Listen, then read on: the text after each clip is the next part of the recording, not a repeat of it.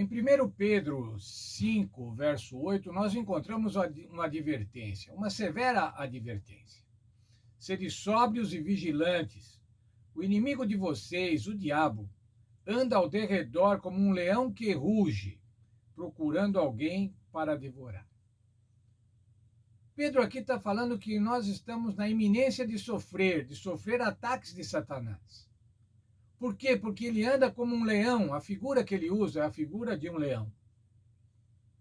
Ele está pronto para colocar sobre nós provações, para que nós cedamos, para que nós deixemos de fazer a vontade de Deus, para que ele possa então nos devorar como um leão faminto. O leão está no topo da cadeia alimentar, irmãos. O leão pode comer praticamente tudo o que desejar. Ele é dos animais que fazem parte do topo da cadeia alimentar.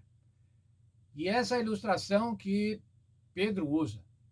O diabo é como um leão, pronto para devorar qualquer um de nós, qualquer um que se colocar numa posição onde ele possa fazer.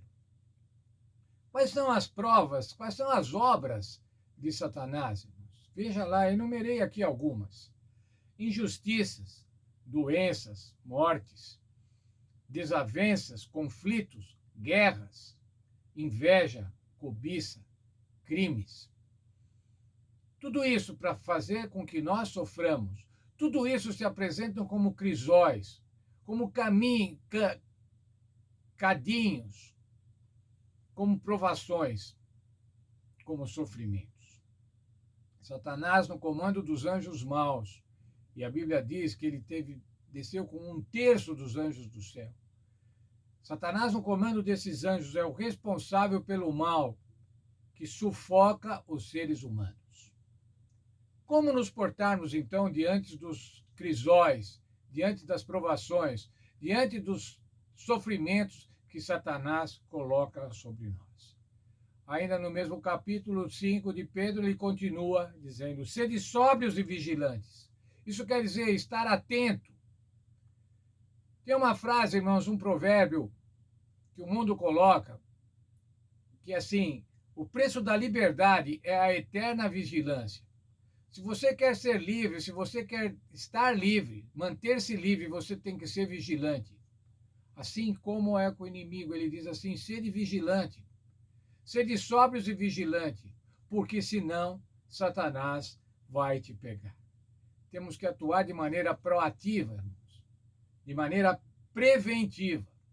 Você não pode se colocar nas proximidades de Satanás. Você não pode se colocar nas proximidades daquilo que as pessoas que não temem a Deus fazem, dos comportamentos das pessoas que não temem a Deus. Você tem que resistir na fé. E sabe, irmãos, ainda ele diz assim: você não é o único que está sofrendo. E às vezes, irmãos, nós quando sofremos nos colocamos numa situação de vítima. Não entendemos que isso é sofrimento, graça em toda a humanidade.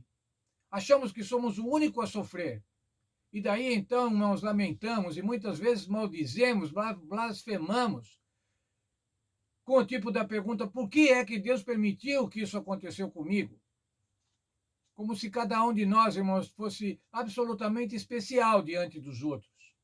O que acontece de mal, irmãos, acontece para todos. Mas veja, irmãos, a promessa que Pedro nos apresenta. O Senhor de toda a graça, após um pouco padecimento. E por que é pouco padecimento, irmãos? Quando nós estamos padecendo, parece que aquele padecimento não tem fim. É infinito, é o maior de todos. E Pedro está dizendo que é pouco padecimento, irmãos, diante do que Deus tem para nós, diante do que Deus tem para cada um dos seus filhos. E o que é que Deus tem para cada um dos seus filhos? É a vida eterna, irmãos. E o que será então esse padecimento que possamos passar aqui na terra diante da vida eterna? Diz assim então o texto: depois de pouco padecimento, o Senhor vai aperfeiçoar, vai confirmar, vai fortificar e vai fortalecer. É isso que o Senhor faz, irmãos, diante de nós, para nós, quando nós estamos sofrendo por conta dos crisóis que Satanás, das provações que Satanás coloca sobre nós. Ele vai nos aperfeiçoar, ele vai nos confirmar, fortificar e fortalecer. E aí o apóstolo Pedro conclui, diz assim: a ele seja o poder para todo sempre. Muito bem, irmãos, mas como é que nós podemos ser então vencedores? Vamos agora a João. Primeira carta de João, capítulo 5, verso 4. Porque todo o que é nascido de Deus vence o mundo, e essa é a vitória que vence o mundo, a nossa fé. Como é que nós podemos vencer as provações do mundo? Como é que nós podemos vencer as provações que Satanás coloca sobre nós?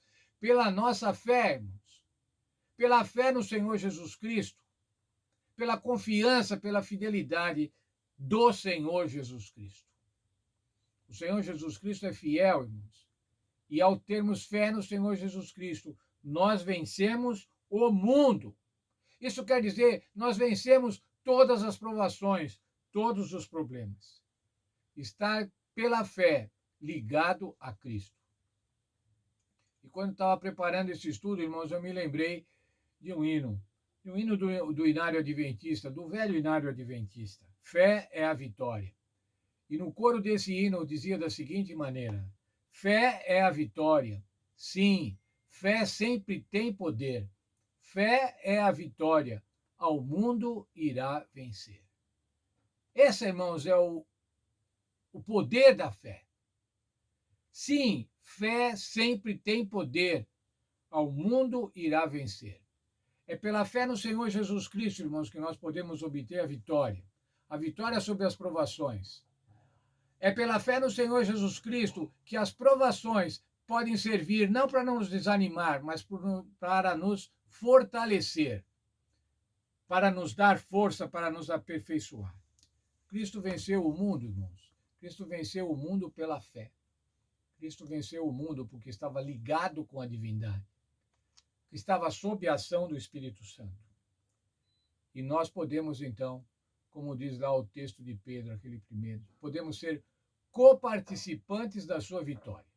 Que Deus nos abençoe e que nós possamos vencer a essas provações, a esses sofrimentos que Satanás impõe, coloca sobre nós, nós possamos vencê-los através da fé no Senhor Jesus Cristo. Deus abençoe a todos e Deus dê uma generosa porção de fé para cada um de nós.